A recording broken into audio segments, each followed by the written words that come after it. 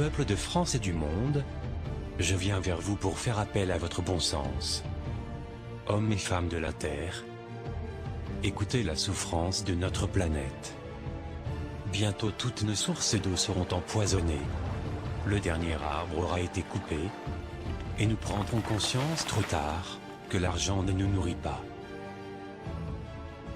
Nos dirigeants politiques nous ont menti, trahis, et nous sommes tous victimes d'un esclavage financier depuis bien trop d'années. Tellement d'années qu'il m'a fallu chercher l'origine de la faille de notre nation actuelle dans les livres d'histoire.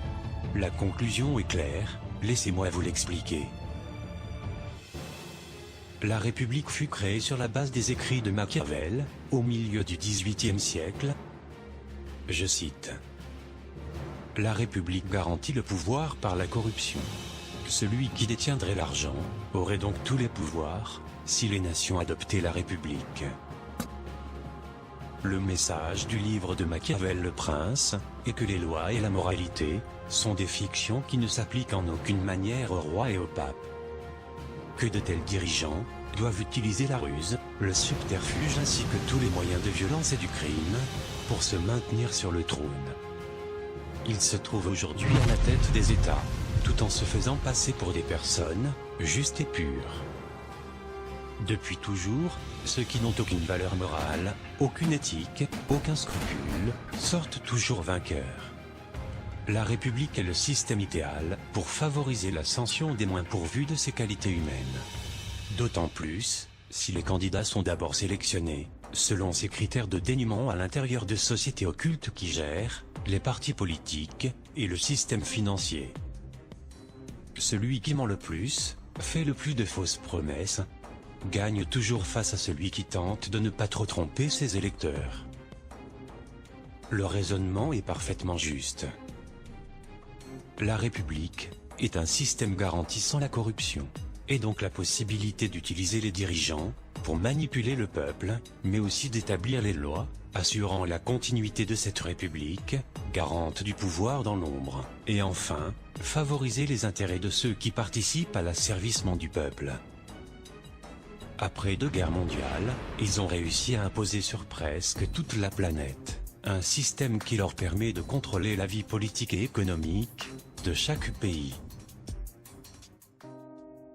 Peuple de France et du monde, voici la faille de notre nation actuelle, comme celle de nombreuses autres nations. Il est vital qu'une opposition s'élève contre le principe de la République, qui garantit la continuité de leur plan, et le remplace par un autre mode de gestion de la société. La technique employée, pour obliger les dirigeants d'un pays à imposer au peuple la crise financière, pour le contraindre à accepter la vente des activités vitales du pays, telles que les compagnies des eaux, d'électricité, d'aviation, les compagnies pétrolières, les banques et j'en passe. Cela se nomme la corruption. Les élites appelant cela, à leur gré, privatiser ou libéraliser, afin de camoufler au peuple leurs coupables machinations. Depuis les années 2006, les élites ont lancé leurs grandes offensives économiques sur l'Europe, avec la complicité des principaux dirigeants politiques et économiques. La finalité étant de faire disparaître toutes les nations de l'Union européenne, pour les transformer en petites provinces du nouvel ordre mondial. Provinces dirigées par un Conseil européen, dont ils sont déjà les seuls maîtres. Bientôt, des traités commerciaux vont permettre la destruction de tissus sociaux et économiques, et ouvrir grandes les portes à l'asservissement de nos ressources, par l'emploi de techniques polluantes et destructrices pour la nature, ce pour le profit exclusif des élites. Le TAFTA, marché transatlantique le plus libéral et liberticide qui ait jamais vu le jour, va obliger l'Union européenne à suivre et faire appliquer à tous les pays de l'Union les normes américaines. Ceci aura pour conséquence majeure de détruire la gestion rationnelle des terres de l'Union, pour cultiver des OGM, puis pratiquer l'élevage intensif aux hormones et antibiotiques divers, en faisant disparaître toutes les petites exploitations agricoles, ceci étant prévu pour 2015. Ensuite, le programme TISA, lui, fera disparaître la sécurité sociale, les caisses de retraite, et tous les services publics deviendront privés, donc payants. Ceci étant prévu pour 2018. l'État français a d'ores et déjà annoncé que les caisses de retraite complémentaires sont vides, et que sous 2 ans, il n'y aurait plus aucune retraite d'honoré. Enfin, la restructuration des régions achèvera les nations en les divisant en provinces européennes, ceci étant prévu entre 2018 et 2020. Si rien n'empêche ces programmes de s'accomplir, la France aura disparu dans moins de 10 ans. Une personne seule ne pourrait rien contre cela. En revanche, un peuple uni, un peuple assez fort culturellement, pour disposer à la fois d'une base sociale solide, et d'une philosophie civique. Un peuple dont le pays offre assez de rayonnement international, pour que son action soit rapidement suivie par d'autres nations. Un tel peuple pourrait prendre définitivement son avenir en main.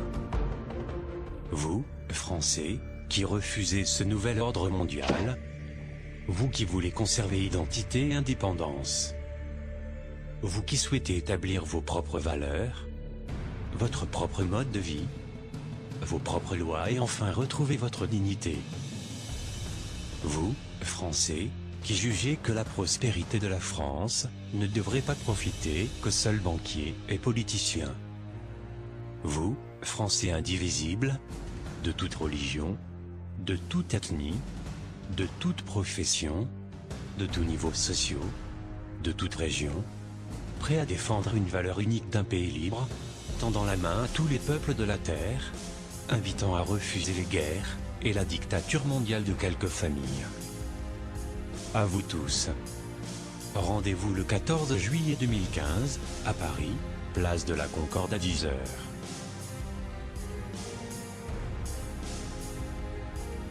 Le fait de mettre en place un concept humaniste à la tête de l'État changera profondément notre société. Les effets s'en feront sentir immédiatement, comme par exemple la disparition de la précarité financière, donc de la pauvreté, des sans domicile fixe, des restos du cœur, et bien d'autres. Le retour à la sécurité dans les rues, la baisse des suicides, l'enthousiasme des jeunes. L'amélioration de la qualité de vie, pour tous sans exception. Car dans un premier temps, le gouvernement provisoire va se concentrer à procéder à la suspension des contraintes les plus lourdes, pendant que le peuple travaille à la rédaction de sa nouvelle constitution. Ensuite, le peuple aura toute latitude à agir, dans son propre intérêt et pour sa propre prospérité sociale, culturelle, économique et équitable. Les contraintes les plus oppressantes, qui seront neutralisées, telles que la dette bancaire, le financement de l'Europe, l'appui militaire aux Américains via l'OTAN et bien d'autres, vont par leur neutralisation, nous offrir une souplesse économique, permettant de réduire les charges des entreprises et de diminuer fortement les impôts de celles-ci, comme des particuliers, et de relancer l'emploi sans effort.